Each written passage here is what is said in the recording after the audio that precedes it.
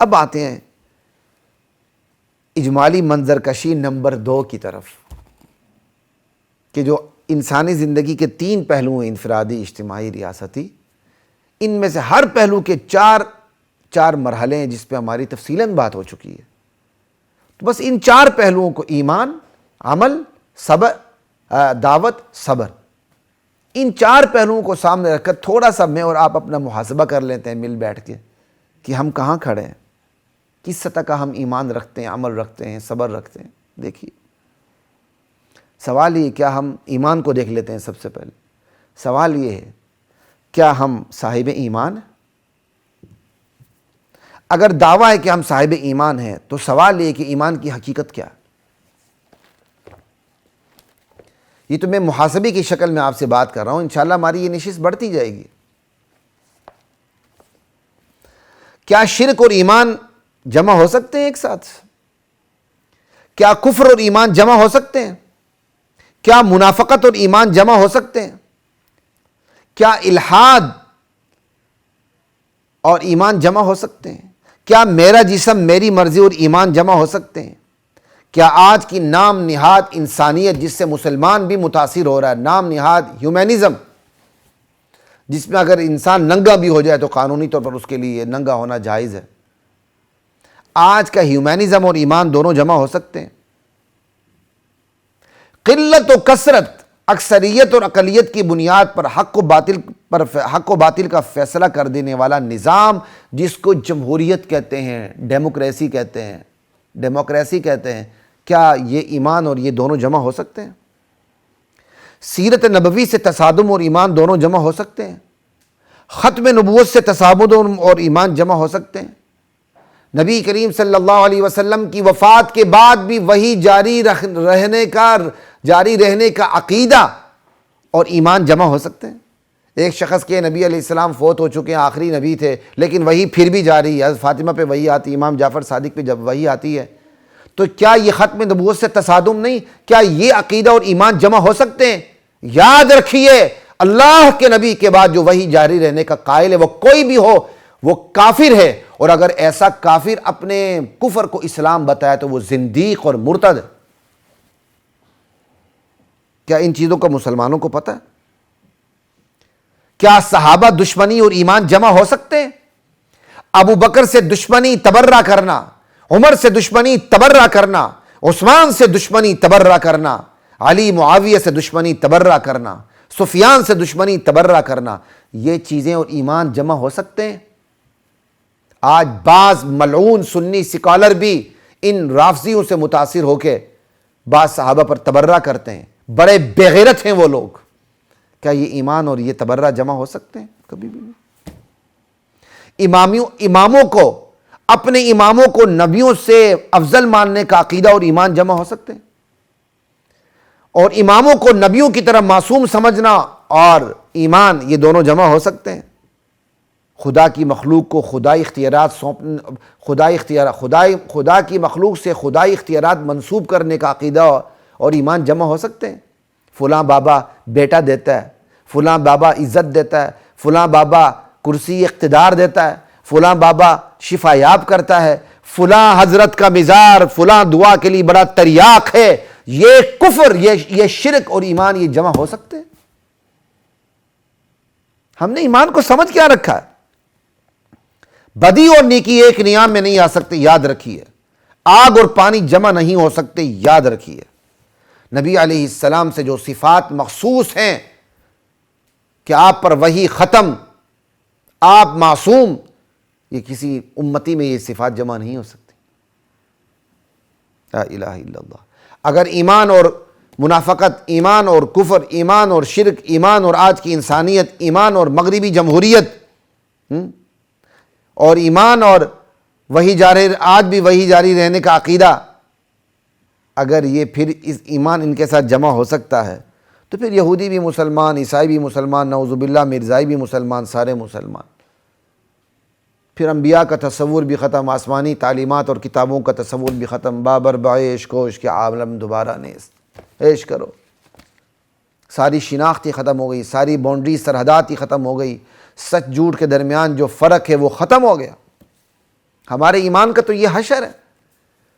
جو جس قسم کا ہمارا ایمان ہے وہ ایمان اللہ کی مدد کو کھینچ کے لا سکتا ہے؟ بس یہ دیکھیں، نہیں لا سکتا. اب ایمان کے بعد عمل کی طرف آئیے دوسرے مرحلے میں. عمل تو ایمان کی بنیاد پر ہوتا ہے، عمل تو ایمان کی روشنی میں ہوتا ہے. انسانی زندگی پر اصل حکمرانی عمل کے نہیں، اس کے عقیدے، اس کے نظریے، اس کے ایمان کی ہوتی، بھلے وہ کیسا بھی ہو. مگر یاد رکھیے، جیسا ایمان ویسا عقیدہ، جتنا ایمان جیسا ایمان ویسا عمل، جیسا نظریہ اور عقیدہ ویسا عمل. جتنا ایمان نظریہ اور عقیدہ اتنا ہی عمل، اس سے زیادہ نہیں. یہاں تو ہمارے ایمان کا حشر نشر ہے، تو ہمارے اعمال کی کیا اوقات ہوگی؟ ہمارے اعمال سے تو بدبو آتی، بدبو. جس معاشرے کو اپنی بیوی اچھی نہ لگے اور ہر ایک کی بیوی اچھی لگے، اس سے آپ کیا توقع رکھ سکتے ہیں؟ ہمارا تو ایمان ہی نہیں. ایمان ہے تو عمل کے لیے علم ہی نہیں، علم ہے تو عمل نہیں، عمل ہے تو اخلاص نہیں. اگر کسی میں ایمان کی کوئی رمق موجود ہے تو وہ میدان عمل میں اترنے کو تیار ہی نہیں. یہاں ہر بندہ جو سن رہا ہے وہ اپنا تفصیلی جائزہ لے اپنے دائرہ کار کے اندر، جو اس کا اپنا میدان عمل ہے. صبح گھر سے نکلتا ہے، شام کو واپس آتا ہے، پھر اس کی گھریلو زندگی، اس کی انفرادی، معاشرتی اور ریاستی زندگی، اس کی ایمان والی، اعمال والی، دعوت والی، صبر والی زندگی، وہ کہاں کھڑا ہے؟ اسے کیا کرنا چاہیے تھا، کیا کرنا چاہیے، کیا کرنا چاہیے مستقبل میں؟ لا الہ الا اللہ. یہ تو تھی بھائی اعمال کی بات، کہ اعمال کی ہماری یہ حشر ہے کہ ہمارے اعمال سے سرانڈ آتی ہے، بدبو آتی ہے. دعوت کی طرف چلے جائیں، دعوت و تبلیغ. دعوت و تبلیغ کس چیز کا نام ہے؟ حق کی، سچائی کی تلقین کا نام ہے، سچ کو آگے پہنچانے کا نام ہے. سمجھائیے،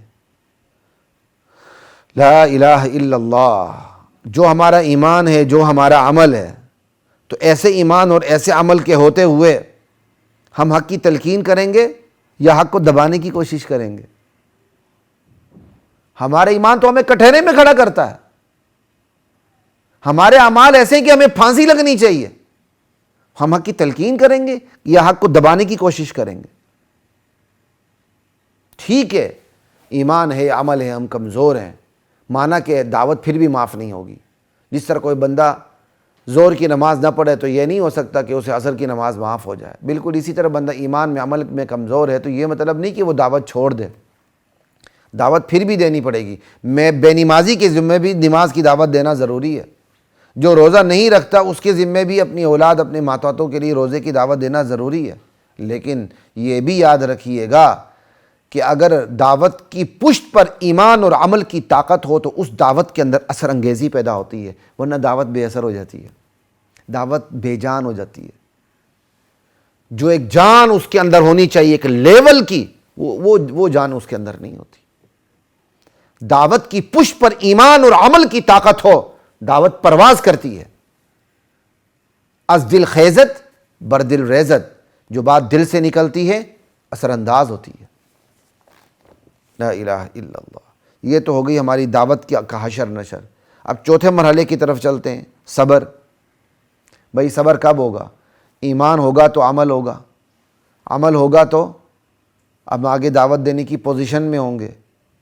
اب اگر ایمان، عمل، دعوت، ان تمام مرحلوں میں ہم ایمان، عمل، دعوت، اگر ہم ان تمام مرحلوں میں اچھی سطح پر ہوں گے، ایمان بھی کمال کا، عمل بھی کمال کا، پھر ایمان و عمل کی جو دعوت بھی وہ بھی کمال کی، تو مشکلات آئیں گی.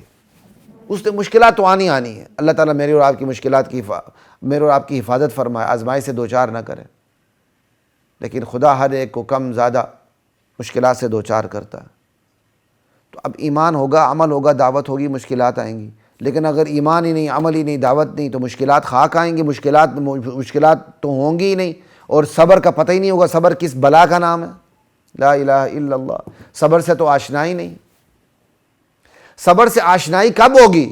جب آپ ایمان ہوگا تو صبر سامنے آئے گا کہ آپ نے خواہشات پر پاؤں رکھنا ہے، آپ نے نیکی پر ڈٹنا ہے، آپ نے مصیبت کا سامنا اسلامی اصول کے مطابق کرنا ہے. صبر سے آشنائی تو تب ہوگی.